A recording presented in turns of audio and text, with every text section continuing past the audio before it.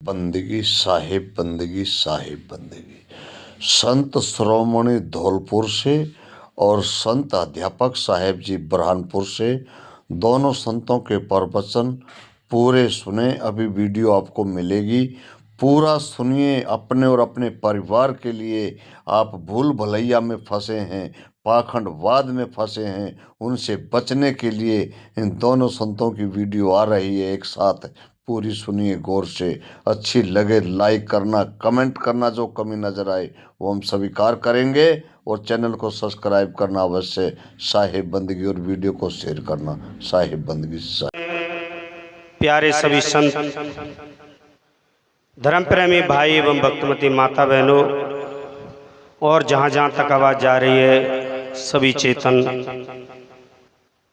के लिए मेरा साहिब बंदगी। आप सबके बीच में कितना गहराई से आप लोग सुन रहे, ये सदगुरु पूर्ण साहिब जी की त्रज्या तिथि है, जिसमें जिस सभी बीजक के माध्यम से अपने अपने विचार रख रहे हैं। मेरे मित्रों, ये सभी के लिए बहुत सौभाग्य है। आप हम सब, गोस्वामी जी तो कहते हैं कि बड़े भाग मानुष तन पावा, पर आप समझ लीजिए कि मनुष्य तो बहुत होते हैं, कुछ पागल भी होते हैं, कुछ बहरे भी होते हैं। बहरा मनुष्य कुछ नहीं सुन सकता है, पागल आदमी कुछ नहीं सुन सकता है, और आप सुन सकते हैं। आप सौभाग्यशाली हैं। इसीलिए सदगुरु कबीर कहते हैं सुभागे कहीं कारण लोभ लागे, रतन जन्म खोयो। तू सौभाग्यशाली है, लेकिन फिर भी रतन जन्म खोयो। अब रतन की क्यों कह रहे हैं? रतन इसलिए कह रहे हैं तो कांच का टुकड़ा, लेकिन रतन की कीमत ज्यादा होती है। इसलिए सदगुरु कबीर कहते हैं कि इस तेरा शरीर तो उस रतन को जानने वाला है। आप इस शरीर में रह करके उसे जानते हो, उसका कीमत रखते हो, तो आपकी ज्यादा कीमत है, लेकिन फिर भी रतन जन्म खोयो। आपको तुलना किया कि आपने ये रतन तुल्य था, वो जीवन खो दिया। रतन का जतन कर, माड़ी का श्रृंगार, आया कबीरा फिर गया, और झूठा है क्या बात है। अहंकार अगर हम किसी भी प्रकार का करते हैं, वो झूठा है, वो मिथ्या है, तो किसी भी बहन भाई को नहीं करना चाहिए। आप सौभाग्यशाली हैं, आप अपने जीवन को बढ़िया बना सकते हैं, आप अपने जीवन को अच्छा बना सकते हैं। लेकिन फिर भी आदमी, साहब जी कह रहे थे हमारे संचालक महोदय जी, आदमी आते तो हैं लेकिन खाना पुस्सी करते रहते हैं, इधर उधर हाट बाजार में चले जाते हैं, समय को खो देते हैं। आए इतनी दूर, 700, 500, 200 किलोमीटर दूर से लोग बाग आते हैं, लेकिन फिर भी इधर उधर टाइम पास करते हैं। अभी सुबह मेरे से कुछ बहन कह रही, महाराज इधर आए हैं तो बम्बई चले जाएं घूमने। बम्बई में भी तो वही होगा जो यहाँ है, आदमी वही दुकान है, लेकिन आदमी के विचार देखो, बम्बई चले जाए। कितना बढ़िया मौका है, कितना अच्छा समय है, लेकिन आदमी अपने समय को इसी प्रकार से व्यर्थ में निकालता चला जाता है। संतों का तो कितना बढ़िया कहना है, आपकी मौज, बैठो या जाओ। आप अगर सुनोगे आपका जीवन धन्य होगा, आप निकाल दोगे तो आप ये सोचोगे, पीछे पछताओगे, भाई क्या हुआ। देख त्रास, एंड के समय को देख करके फिर पछताना होगा। तो मेरे मित्रों, ऐसा कोई समय नहीं आ जाए कि आपको पछतावा पड़े। ये मूल ग्रंथ बीजक के पौंड है, सभी को समझना चाहिए। आदमी ईर्षा द्वेष में, लड़ाई द्वंद्वों में, चुगली चाटई में अपने समय को खोता हुआ चला जाता है। भाई भाई लड़ जाते हैं, पति पत्नी लड़ जाते हैं, सास बहू लड़ जाती हैं, ननद भौजाई लड़ जाती हैं। बल्कि प्यार होना चाहिए, बल्कि प्रेम होना चाहिए, लेकिन लड़ाई लड़ लेते हैं, जिससे कलेश घर में रहता है, चित्त में भी विकार भरे रहते हैं, एक दूसरे के प्रति ईर्षा भरी रहती है। तो नहीं होना चाहिए। मेरे मित्रों, ये बड़ा सौभाग्य का समय है। आज धन्य घड़ी जहाँ होए सत्संगा, वह घड़ी धन्य है जिस समय पर हमको सत्संग मिल जाए। तो आप सभी बहन भाइयों को ऐसा ये समय आज मिला है, कह नहीं सकते। तो कभी भी आप अपने समय को ईर्षा दोष में नहीं निकालें, लड़ाई द्वंद्वों में नहीं निकालें। आदमी लड़ाई द्वंद्वों में निकालता हुआ चला जाता है। जहर डालने वाले, आपके प्यार में जहर घोलने वाले बहुत मिल जाएंगे, खटियाई डालने वाले बहुत मिल जाएंगे, जो कि आपको जीवन को खराब कर सकते हैं। आप समझदारी से और होश के साथ अपने जीवन को चलाओ तो कभी बढ़िया। आप पारखी, हर समय पर परखी लगाओ, कोई आदमी हमारे घर में चुगली तो नहीं कर रहा है, हमारे प्रेम भरे जीवन में कहीं जहर तो नहीं घोल रहा है। इस बात को बार बार ध्यान रखना चाहिए। देखो एक कहानी बताऊं, कैसे आदमी जहर घोल देता है और आदमी के कैसे कलेश बन जाता है। एक कोई गुरुमुखी पति पत्नी थे, बहुत अच्छा। गुरुदेव जी ने बहुत बढ़िया बताया कि बढ़िया प्रेम प्यार से रहो, संसार तो अपने अपने विचार से चलता है, लेकिन आप गुरु विचारों से चलो, बढ़िया प्रेम प्यार से। तो खूब अच्छा प्रेम से रहते, खाना खा रहे हैं तो साथ साथ खा रहे हैं, बाजार जा रहे हैं तो साथ साथ जा रहे हैं। लोग बाग देख देख करके जलते कि सबके घरों में लड़ाई होती है, इनके घर में लड़ाई नहीं होती। इनको पता नहीं क्या जड़ी बूटी दे गए हैं गुरुदेव, लेकिन इनके घर में लड़ाई नहीं होती। तो चुगल भी बहुत होते हैं, 3-4 लड़के विचार करके हम लड़ाई करवा सकते हैं, हम बहुत कर रहे चुगले, हम लड़ाई करवा दें, हम फाड़ भी दें। कहते नहीं पहले दूती होती, दूती कि आसमान को फाड़ दें और थेगे ही लगा दें, हम वो चुगल है। तुम करवा सकते हो कि हाँ, देखो कैसे करवाते। देखो चुगलों की क्या तरीके होते हैं, इस कहानी में आप सुनेंगे। दोनों पति पत्नियों के बीच में एक भाई गया, जाकर के पहले पत्नी से मिला कि भाभी साहिब बंदगी, कि साहिब बंदगी और लाला बताओ क्या हाल है। कछु ना है, बढ़िया है। आप भैया जी से बहुत प्यार करती हैं कि हाँ, प्यार तो हम करते हैं, हमारे पति देव ने इनके लिए सौंपा है, प्यार नहीं करेंगे तो क्या करेंगे, प्यार तो करना भी चाहिए। कि आपको पता ही नहीं है कि ये भैया जी कौन है, कि हमें नहीं पता है कौन है। अरे आपको नहीं पता है, आप इतना गहरा प्यार करते हो। भैया जी तो पहले जन्म के गधा हैं, गधा। गधा?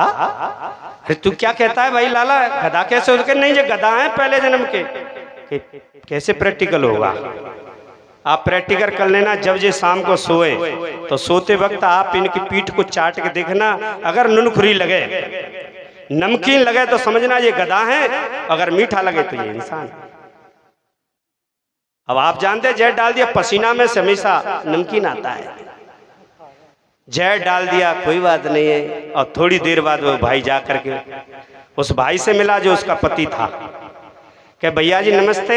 फिर नमस्ते। और भाई लाला पढ़ने जाते हो? कि हाँ भैया खूब जाता हूँ। आप भाभी जी से बहुत प्यार करते हैं। कि प्यार नहीं करें तो क्या करें यार, हम उनको ब्याह के लाए थे, हमारे घर में गृहलक्ष्मी है, करना ही चाहिए। क्या आपको पता ही नहीं है? कि क्या नहीं पता है कि ये पिछले जन्म की सांपिन, सर्पणी। सर्पणी कैसे? आपको पता नहीं है, ये आपको रोज रात को चाटती है। सर्पणी का स्वभाव होता है चाटना। अब देखो आप, ये रात को चाटती है लेकिन आपको पता ही नहीं, आप सो जाते कि अच्छा सही कह रहा है, कि हाँ मैं सही कह रहा हूं। तो कोई आवाज ही चेक करते हैं। फिर तो भाभी जी भी सोच रहे कि आज चेक करेंगे, फिर तो भैया भी सोच रहे कि आज चेक करेंगे। अब शाम को सोने का टाइम हुआ और भाई अपने आप कपड़े उतार करके उन्हीं की तरफ पीट करके सो गए। चेक कर रहे हैं कि पता नहीं ये चाटती है कि वैसे ही कह रहा था, पता तो चल जाए। अब भाई सोने का बहाना बनाते खर्राटे लेने लगे। अब पत्नी सोच रही कि अब सो गए, देखते हैं देवर कह रहे वो सच है कि झूठ है। अब धीरे धीरे उसने पीठ पर अपनी जीभ को घुमाया। जैसे ही जीभ चाटी और नुनखुरी लगी, पसीना था, और जैसे ही जीभ छिवी, टच हुई अपनी पीठ से, तुरंत भाई खड़ा हो गया, हट तू सर्पणी है। अब वो कहता है हट तुम गधा हो। अब पति पत्नी का इतना गहरा संबंध, और देखो एक आदमी ने कैसी कटियाई डाल दी। एक कह रहा है कि तू सर्पणी है, सांपिन है, और पत्नी कहती है कि तुम गधा हो, रात को खाना भी नहीं खाया, ढंग से सो नहीं सके, रात भर कलेश रहा, 2-3 दिन शाम सुबह रोज कलेश। अचानक गुरुदेव चले आए, हमारे बना साहब हैं जैसे।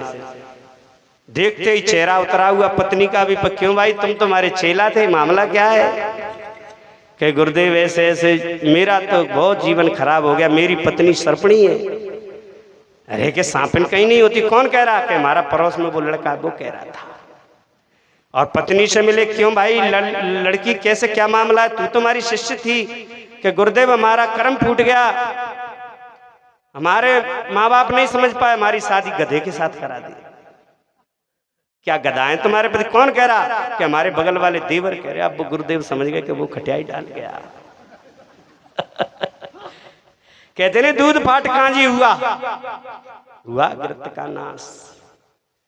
दूध फट गया, जो प्यार था वो खत्म हो गया उससे, चुगली से। तो मेरे मित्र गुरुदेव ने बुलाया कि कौन लड़का था, कि वो था, कि बुला करके क्यों बे तूने इससे कही?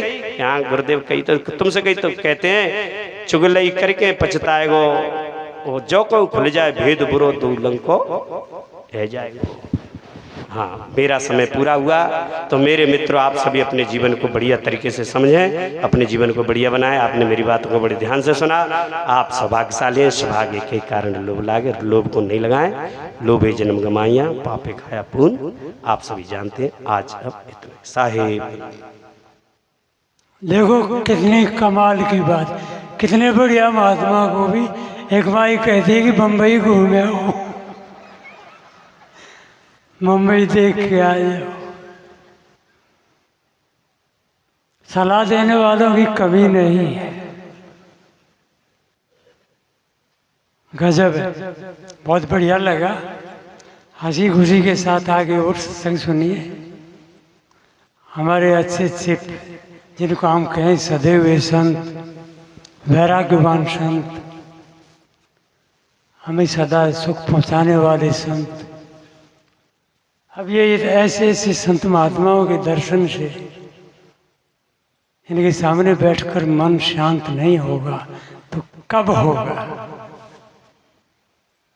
कब आएगा वो दिन? आप खुद ही सोचो। बहुत बढ़िया आप आए। और कहते हैं ना कि आप आए बाहर आए। वे तो सब नकली बातें, कहाँ की बाहर। महात्माओं के पास है जो है दर्शन का भी लाभ, प्रसन्न का भी लाभ। बहुत बढ़िया। अब हमारे बीच श्री संतोष साहब महात्मा हैं, बहुत बढ़िया, बहुत अच्छा गला है। आप ठीक 20 मिनट अपना आसन लगाइए और हमें ज्ञान गंगा बहाइए। आराम से बैठे रहो। जनों की सदशिक्षा अंदर प्रवेश करती है। बोलिए श्री सदगुरुदेव की, सदगुरु श्री कबीर साहेब की। विश्व वंदनीय संत सम्राट बंदी छोर सदगुरु श्री कबीर साहब जी, मेरे हृदय मंदिर के आराध्य परम पूज्य श्री सदगुरुदेव जी, पूजा के योग्य सभी संत समाज, मैं चरण कमलों में सिर झुका के 3 बार बंदी करता हूँ। बोलिए श्री सदगुरुदेव की।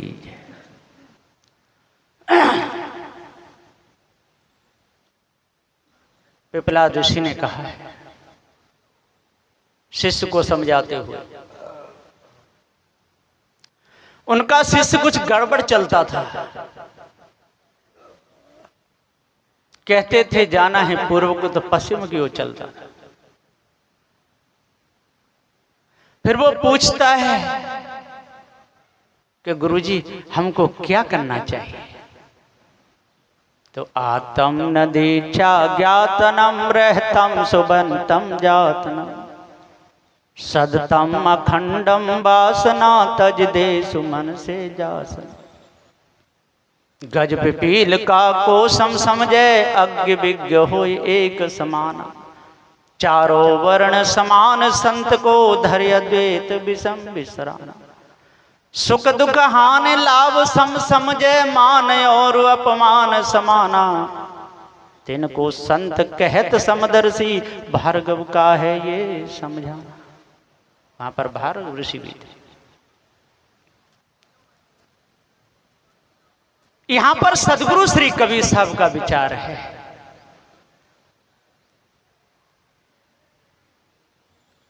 सदगुरु श्री कबीर साहब जी कहते हैं कि जब तक हमको निज के विषय में पूरा बोध नहीं होगा तब तक हम संसार में भटकते ही रहेंगे।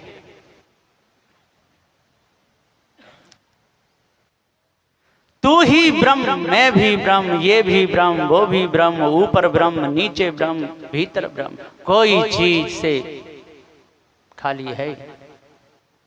फिर उपदेश किसके लिए? निंदकता को जानिए जाको नहीं पहचान, है कछ और कहे कछ और, यह निंदक सहजा। कबीर परिचय नंबर की ये साखी है 225। निंदक उसी को कहते हैं जिसको ठीक पहचान नहीं, और ठीक पहचान हो गई फिर काय की निंदा। पत्थर को पत्थर कहने में कोई निंदा है? पानी को पानी कहने, पानी जड़ है चेतन नहीं, ये कौन सी निंदा हुई? पत्थर है, जड़ है, इसमें जीव पढ़ ही नहीं सकता है। पूरे विश्व के प्राण प्रतिष्ठा वाले इकट्ठे हो जाएं, लेकिन पत्थर में प्राण नहीं पड़ सकते। पत्थर में प्राण नहीं पड़ सकते, ये कहना कोई निंदा है? निंदक वा को जानिए जाको नहीं पहचान, वो उसका मंडन करके और पूजा कराए दे, वो निंदक है। जैसी बात ना हो वैसी कह के उसका मंडन कर दे, वो निंदक है, उसे निंदक कहते हैं। जैसे स्थान स्थान का नाम है, यदि निर्णय किया जाए तो स्थान का कोई अर्थ होता नहीं। स्थान माने कुछ नहीं और स्थान माने है, ये पक्की बात है। स्तुति वंदना प्रार्थना, स्तुति निंदा, ये है।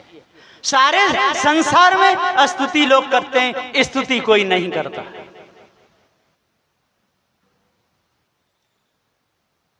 चेतन जीव अविनाशी, इसको नानत कहना, बेकारी कहना, ईश्वर का अंश कहना, ये निंदा है। जिंदे माँ बाप भूखे और नंगे मरे, देख खोटे बचन तूने उनसे कहे, नकली देवी को मंदिर चला पूजने, झूठा घंटा हिलाने से क्या फायदा? नकली देवताओं की पूजा हो रही है, ये स्तुति है? ये निंदा है चेतन अविनाशी।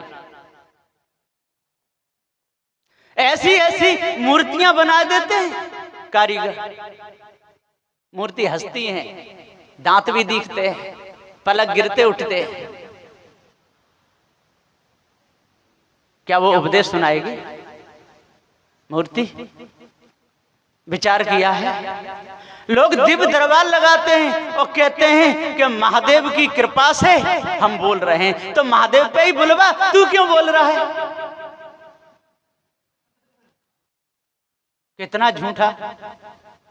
जहां अलग अलग संत गुरुजन बैठे हैं, अपने अपने विचारों को सुना रहे हैं, अब सबके विचार मैं ही सुना दूं? ये पत्थर की मूर्ति हो तो सुना सकता हूं सब, ये तो जिंदा है। इसलिए जो कहता है कि महादेव मेरे अंदर आते हैं, उनकी कृपा से मैं बोल रहा हूं, तो अलग उनकी प्रतिमाएं वो क्यों नहीं बोल रही? क्या कारण है? वो मुर्दा है, जिंदा नहीं।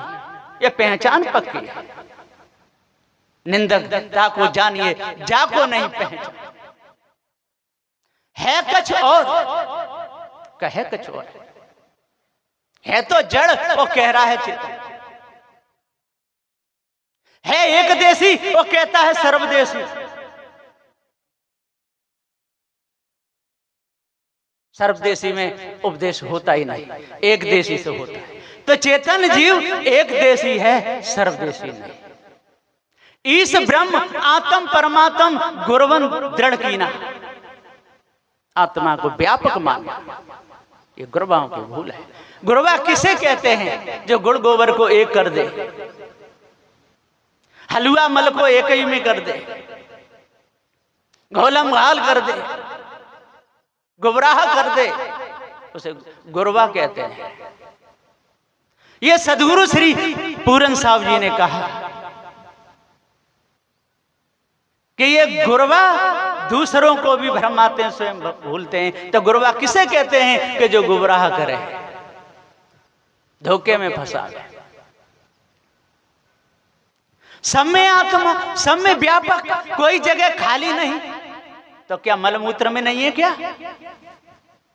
बकरा में नहीं, भैंसा में नहीं, इनमें नहीं, इनको छोड़ के सबरे व्यापक।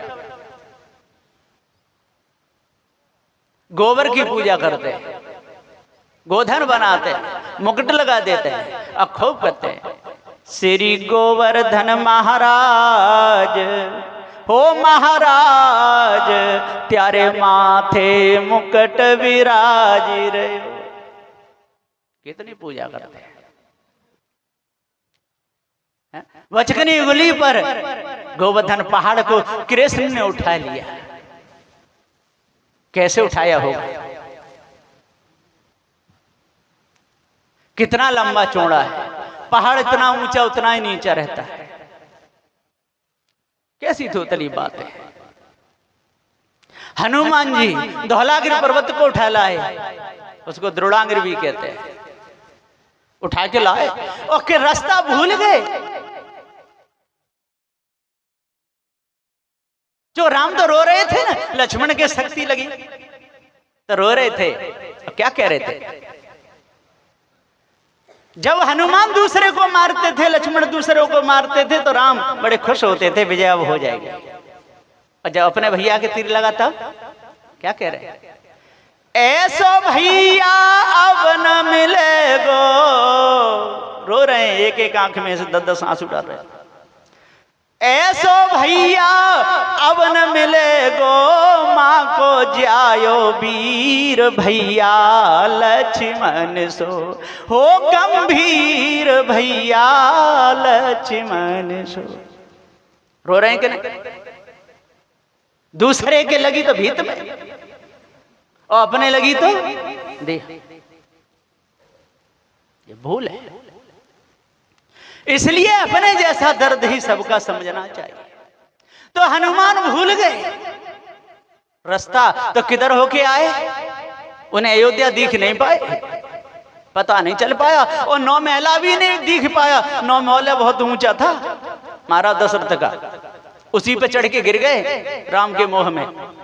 भूप 9 महला पे चढ़ के देख रहे बेटन दृग भर के, न लौटे कुंवर हमारे, बन को चले गए लक्ष्मण राम। कुंवर जब भय वृक्षण की ओट, भूप के लगी जिगर में चोट, भूप स्वर्ग लोक सिधारे, देखते रह जाते समय लोग सीधे पहुंच गए। हनुमान भूल गए तो एकदम भारी चारों झप अंधेरा, कुछ नहीं दिखे। अब क्या?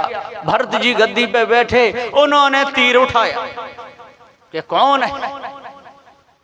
तो कहते हैं कि ऐसो मारो ए भरत जी ने बाण लगुरिया, हनुमत योधा नीचे गिरी गए। नीचे गिरे तो अयोध्या का क्या हाल हुआ होगा? हाथ पे पर्वत धोला। विचार करने की बात है। जब ऊपर से इतना अंधेरा हो रहा था तो नीचे तो चटनी बन गई हो।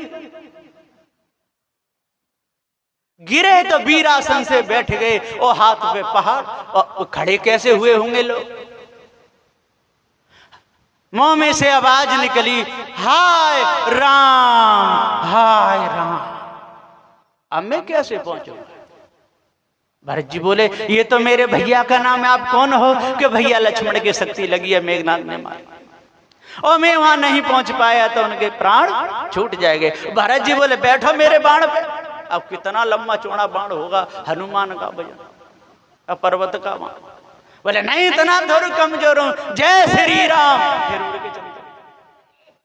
अब जो कितनी रोटी खाते होंगे, कितनी दाल पीते होंगे, कितनी सब्जी लगती होगी इनके लिए। और जब टट्टी करेंगे तो छोटा मोटा तो पहाड़ बन जाएगा। पेशाब की तो नदियां बहने लगेगी। सदूदेव जी कहते ये पहचान नहीं करते, ये संत गुरुजन पहचान कराते हैं कि ये झूठी बातें हैं, ये निंदा नहीं। निंदकता को जानिए, जाको नहीं पहचान। वो सही मान लेता है कि ठीक है वो निंदक है। झूठी बात को सही मानने वाला कौन है? निंदक है। निंदकता को जानिए जाको नहीं पहचान। है कछ और कहे कछ और। यह निंदक शैतान। ये सही ठिकाने की बात है सदगुरुदेव की। गुरुदयाल साहब ने कोई कसर नहीं छोड़ी बताने में। फिर भी यदि कोई कसर रह जाए तो इसमें संत लोग क्या कर सकते हैं। मैं कल भी बताया था कि एक चेला को भूख लगी, गुरु से बोले गुरुदेव जी मुझे भूख लगी है, कि बेटा अंगा बनाए ले तो 3 अंगा बनाए, तो 1,00,000 योजन में अंगा डारो और 100 योजन ये ऊंचो। 4 कोस का 1 योजन होता है, तो 1,00,000 योजन में अंगा डारो 100 योजन जी ऊंचो है, और 3 पे तो 3 खाएगो तो उसी को भूखो है। 3 खाएगा, ना रजोगुण को शुद्ध कर पाया, ना तमोगुण को शुद्ध कर पाया, ना सतोगुण कर पाया। अब को खा गया, झूठा का झूठा ही रह गया। फिर कहते हैं संत गुरुजन, मैं तो सुना हूं कि उसकी अपान वायु घूमी। अब खाएगा पिएगा, लहसुन खाएगा तो लहसुन की आएगी। तो ऐसा बाने जंगल में पादा, जो सारे ऊंट भेड़ जितने हाथी घोड़ा सब आकाश में उड़ने लगे। इसी प्रकार से जो रजोगुण तमगुण सतगुण न समझने वाले जो पाद रहे ऊंचे ऊंचे मंचों से बैठ कर, कान से सुनते हैं और मुख से पा देते हैं कि ऊपर स्वर्ग लोक है, वैकुंठ लोक है, वहां जीव जाएगा, चंद्रमुक्त शिला पे जाएगा। अब उसमें कबीर पंथ में भी गुरबा घुस बैठे। ये नहीं समझ लेना कि कबीर पंथ में नहीं, गुमराह करने वाले वो भी घुस बैठे। वो भी कहने लगे कि कबीर साहब का सत्य लोक ऊपर है, वहां बैठे रहते हैं। ये सारी गलत बात है। सदगुरु श्री कबीर साहब जी का पारक सिद्धांत है, और ये पारक सिद्धांत का मंच है। यहाँ पारक सिद्धांत की पढ़ाई होती है। हमको संत गुरुजनों ने पारक सिद्धांत का ज्ञान नहीं कराया। जब तक जड़ चेतन का ज्ञान नहीं होगा तब तक हम इसी धारा में बहते रहेंगे, डूबे रहेंगे। तो निंदकता को जानिए जाको नहीं पहचान। इसको पूरी पहचान नहीं है, कुछ का कुछ कहता है, वो निंदा कर रहा है। उसकी भी निंदा है, पूर्वजों की भी निंदा है, यहाँ पैदा हुआ माता पिता की भी निंदा है, और संत गुरुजनों की भी निंदा है। जैसी है तैसी कहे, कोई निंदा नहीं। पत्थर को पत्थर, पानी को पानी, सोने को सोना, चांदी को चांदी, कुत्ता को कुत्ता, बिल्ली को बिल्ली, यदि जैसे कि तैसे कहता है तो उसमें काहे की निंदा है। तो जब तक हम अपने आप को न जाने तब तक हम धोखे में रहते हैं। इसलिए अपने आप को जानना चाहिए, भ्रम को निकालना चाहिए, संत गुरुजनों के मेल में आकर के दिल की कालमा दूर करनी चाहिए, तब पूर्ण शांति मिलेगी। बस इन्हीं वचनों के साथ में मैं अपनी वाणी को विराम देता हूँ। बोलिए श्री सदगुरुदेव की जय। देखो कितनी खुशी की बात है। महात्माओं की शैली तो देखो अपने अपने,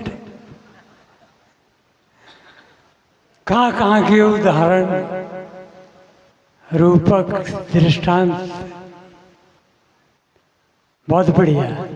अभी अपने साहेब क्या नाम है, नेपाल से आए, नेपाल से आए ना, क्या नाम, काठमांडू नेपाल से आए हैं। बड़े युवा संत हैं, मधुर भाषी भी। अच्छा लगा कल सुनकर।